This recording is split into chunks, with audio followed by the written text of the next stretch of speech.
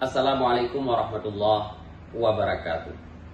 Saya Haji Sudirman atau Haji Umar, anggota DPD RI MPR Republik Indonesia asal pemilihan Aceh, mengucapkan selamat kepada Bapak Iskandar Usman Al-Falaki SHI MSI dan Bapak T. Zainal Abidin SPDI MH sebagai Bupati dan Wakil Bupati Aceh Timur terpilih.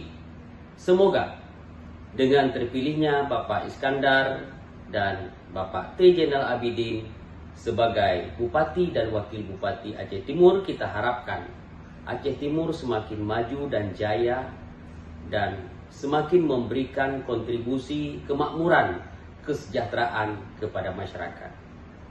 Kita harapkan juga semoga masyarakat Aceh Timur semakin kompak dan semakin memberikan support dan memberikan dukungan kepada pemerintah yang baru.